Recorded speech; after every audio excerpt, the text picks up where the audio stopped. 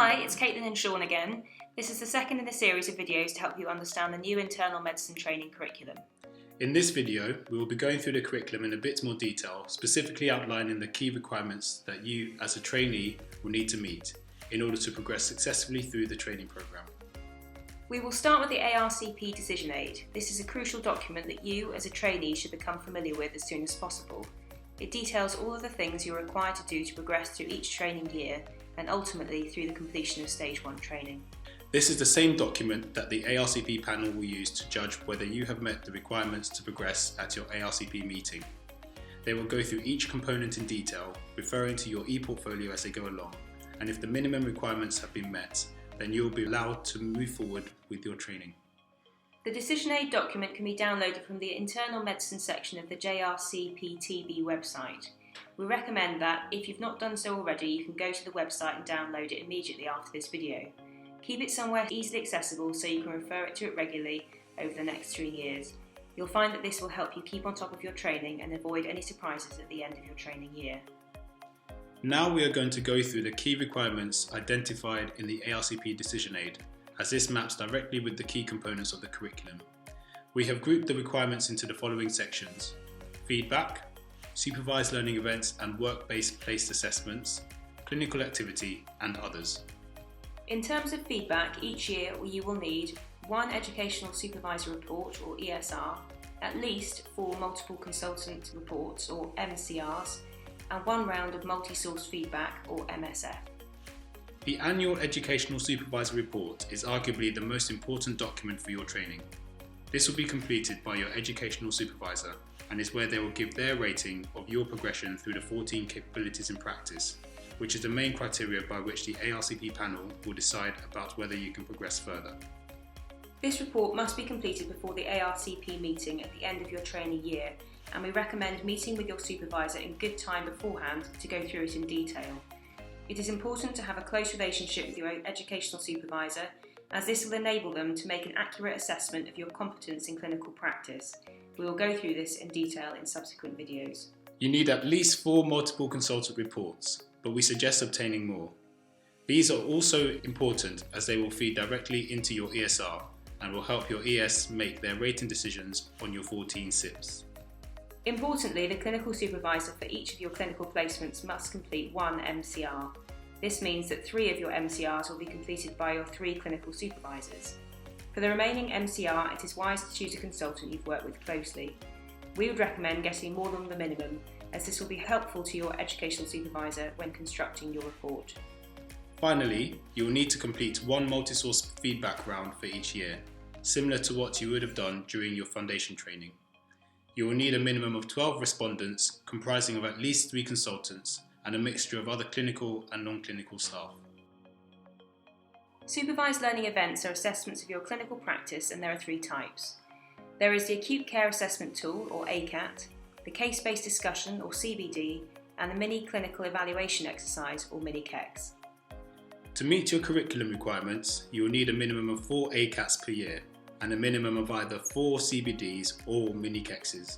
For example, this can be made up of 1 CBD and 3 Mini-KEXs, or 2 of each. However, we'd like to stress that these are minimum numbers. We would strongly suggest you aim to obtain more of these, as the more you have on your Eportfolio, the more evidence you can present of your development throughout the training programme.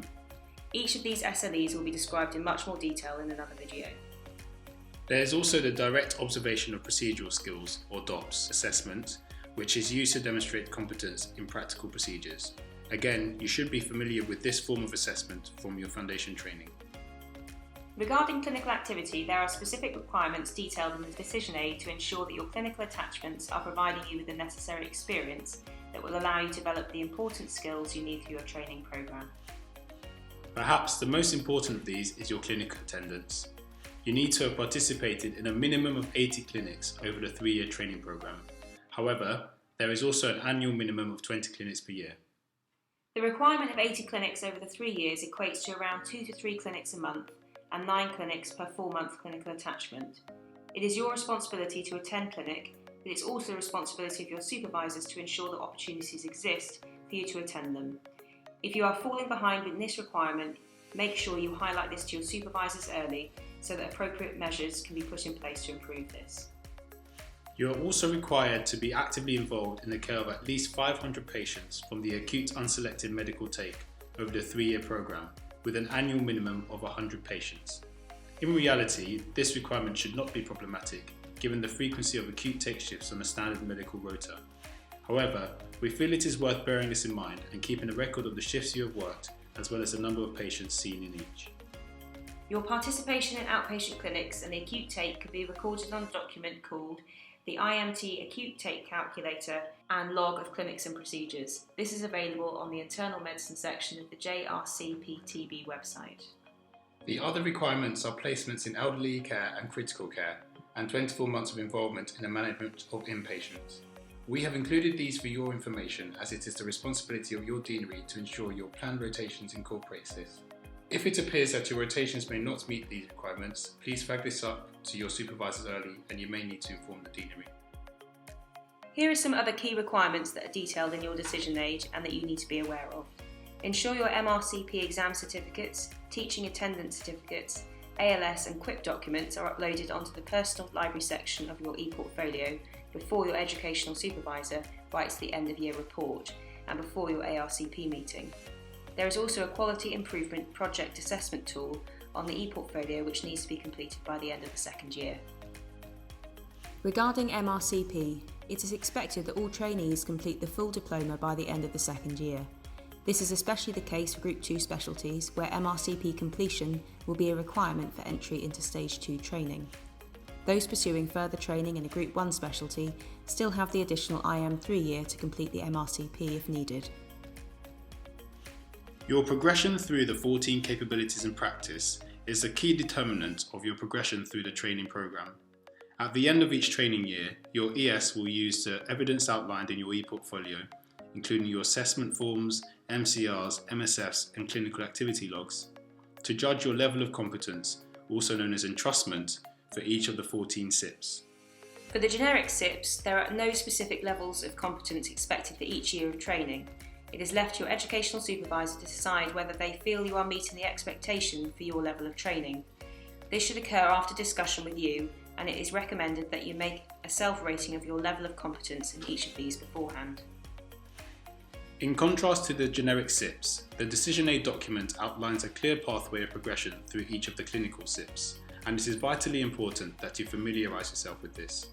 As you can see, there are 4 levels of entrustment, ranging from Level 1, entrusted to observe only, right through to Level 4, entrusted to act unsupervised. By the end of each year, you are required to have achieved a certain level of entrustment, as rated by your educational supervisor in your supervisor report, in order to progress through to the next training year. This is outlined in this diagram, which can also be found in the Decision Aid document. There are 2 critical progression points, one at the end of IM Year 2 and another at the end of IM Year 3. The first point after the second year is the point where a decision is made about whether you are competent to perform the role of a supervised medical registrar in your IM Year 3. This will be dependent on whether you have achieved Level 3 entrustment in clinical CiPs 1, 3 and 7 in your ESR, and if you as a trainee feel confident enough to step up to this level of responsibility. Crucially, if your ES or even you feel that you need more time to develop before progressing into IM Year 3, it is perfectly acceptable for this to be highlighted in your ESR and discussed in your ARCP. This will allow an individualised plan to be created to aid your further development. For example, a period of time in a supportive environment could be arranged to help build your confidence in the medical registrar role. This progression point is also the point at which trainees wishing to undertake further training in a Group 2 specialty will leave IM Stage 1 training. In this case, the entrustment requirements must have been met. The second critical progression point is after IM Year 3, which is a point where you will leave Stage 1 training and progress into higher specialty training. More detailed information about these critical progression points can be found in the curriculum document and the rough guide to IMT. Thanks for watching this video. For further information, visit the ARCP TB website, where you can find the full curriculum document, the rough guide to internal medicine training, a guide to using the Eportfolio and a section of frequently asked questions. If you have any other queries, you can contact us using this email or via the ARCP TB Twitter account.